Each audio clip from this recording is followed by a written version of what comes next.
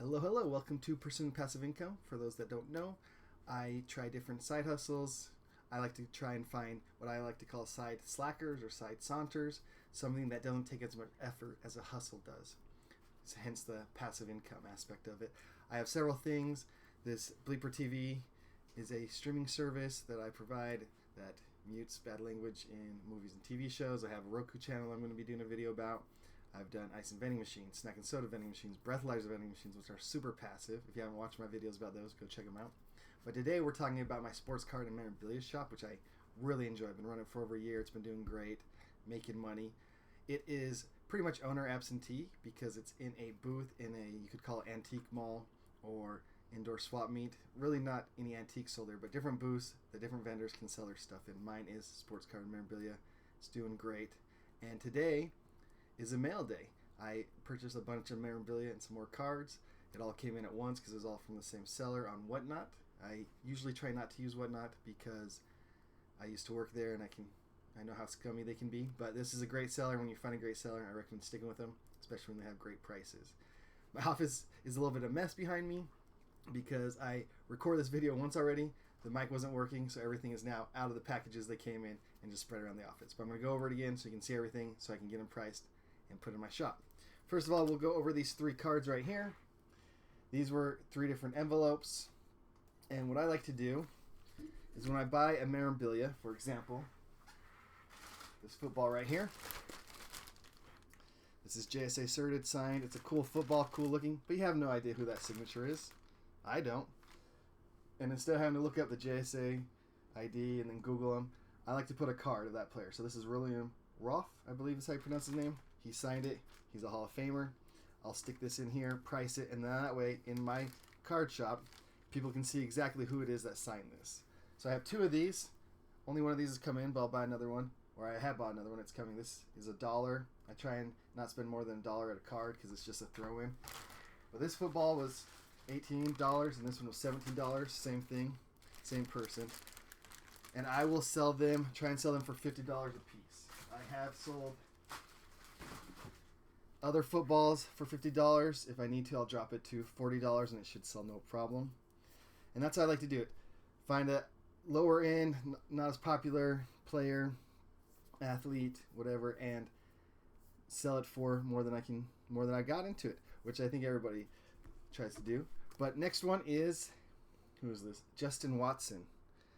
I wasn't really sure who he was. Two-time champ, one with Tampa Bay and then one with the Chiefs. And his jersey is right here, right? Yep, Watson. Looks like this, Beckett certed. And the jerseys are a little bit better because they have a name, so you could kind of guess. But I feel like it looks way better. I'll throw that in there. And now you know exactly who you're buying, which is awesome. This jersey, I have it written down here, was $22. I'll try and sell it for $50. If I need to, I'll drop it to $40. Not a problem there. Next jersey I bought was a Will Shields, Hall of Famer as well. Got his card here. All these cards cost me $1. Like I said, they're just a throw-in. All I'm looking for when I'm buying a card is that the number and the team match the jersey I have or the football I have or whatever memorabilia. So here's the Shields jersey, Beckett certed. These are just custom jerseys. But once again, I'll throw this in here like that, and then people know exactly who they're buying. And this jersey cost me $24, so I'll try and sell it for $50. I sell jerseys for $50 all the time. I think that's a great deal for most people, and hopefully double up. All right, next, this is pretty cool. So before I show you more about this, I have many signed 8x10 similar to this. This is a guy named Jerry for the Steelers. This one isn't JSA Beckett or PSA certed. I usually try and focus on those three authentications, agencies, or sort of whatever you want to call them. But I also do sell some Schwartz Sports because they do in-person signings. But this one is certified by the sports shop that I got this from. But I bought this because it's only $1. It only cost me $1, all in. And that's one good thing about Whatnot, even though I kind of ragged on it earlier, is once you buy so many items from the same stream, selling stream, all shipping is free. So I literally got this for $1. I think maybe 9 cents tax, but still. And I'm not going to sell this to the shop. I have a customer that likes to buy Pittsburgh's items from me, like penguins, Pirates, Steelers. And next time he buys one, I'll just throw this in for free. I thought that'd be kind of nice for him. But I have a bunch of these 8x10s, not this exact one, but different 8x10s. And I pin them up on my booth wall, and someone can just pull them down and go buy them. I usually sell them for $10 to $20 depending on what player it is. But this one is pretty cool. This is a frame signed 8x10. Phil Dawson when he's on the Texas Longhorns. And this is my first framed one. I'm pretty excited about it. This one only cost me, let's see here, $13. So I could, sell it for $20, make a little bit of money. But I think I'm going to try and list it for $30. It'll look great on the wall next to these other ones. It'll look like a premium item. So I think people will spend $30 for it. But I'm excited. It came out, looks really nice. PSA certed. Great deal on that one. And also, what else do I have from that? All right, awesome. So that's everything on the memorabilia side. Next, I have some cards that I purchased from them as well, because I do sell cards. They were selling 5 packs of cards for $5. Here's one that I haven't completely opened, and which comes out. I bought 20 of them for $22, so it comes out to like $1.10 a pack. And I sell these football packs for $2. I already have a box of these in my booth that I'm selling through. So I'll just price these for $2, put them in there, almost double up, all 20 of those, so that's great. This little White Sox set, I paid up a little bit for it. It was $3. Probably not worth it, but I'll try to get $5 out of it. Kind of same thing for this one. It looks cool, and it was originally $129, if you can see right there. I don't know if it'll focus, but $1.29 originally for this. I think it looks cool. I paid up even more for this. It was $5. Maybe try and get $8 for it. But these two are more so I can put in my shop and differentiate the items, make it look more interesting, make people want to come in and see what else is in there. I also got this one. This was just for fun. It was $2 so I can open it with my kids. It's the one non-sport item they had to sell. I was like, I'm already buying. Might as well buy something for us. Then I got these two sets. One is a 1991 score rookie, and there's 110 player cards in this one. And then this one is a 1987 baseball set, and there's 132 cards in that one. Each one of those was $6. I'll try and get 10 for them. I sell similar sets like this for 10 before, so sealed, brand new, should go pretty quick. And then finally for the cards, I bought 10 slabs. All autoed, all authenticated by PSA. You can go one through one here.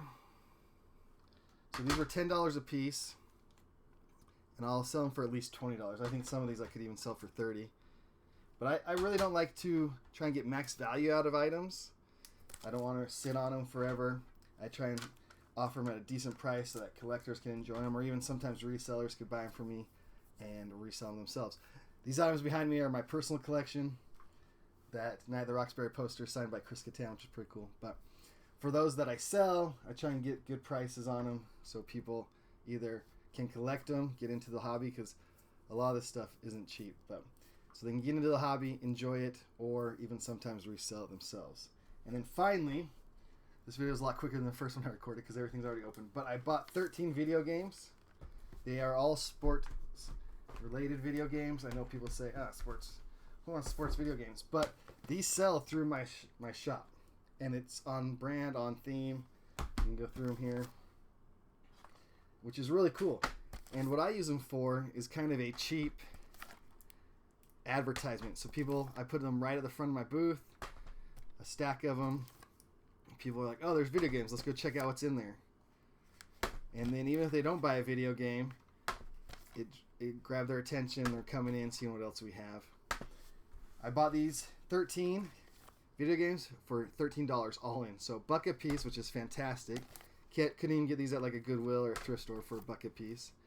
And I'll sell them for $2.50 depending. So still a great deal. And like I said, I use them more for advertisement. I know they won't sell through very quick, but they will sell. I've sold video games multiple times a month through my shop. And yeah, I highly recommend anyone with a sports card memorabilia shop, or even if you go to conventions, card conventions, take some video games. It draws people's attention. Because when it's like this, stacked up at the front of my booth, you can't really tell what's what. You got to look closer. You got to go in. and then maybe it draws your attention to something else. So I think that's everything. This video is way quicker than first time, but great deals. Most of the stuff I'll double up on. The cards, those cello packs, not quite double up, but something new I'm trying. I'll offer, see if they sell or not. And yeah, for everything else, you can check out my other videos. I will be making a Roku channel video. It's called Scanner and Court Live. Pretty excited about that. And yeah, other than that, hope you enjoyed.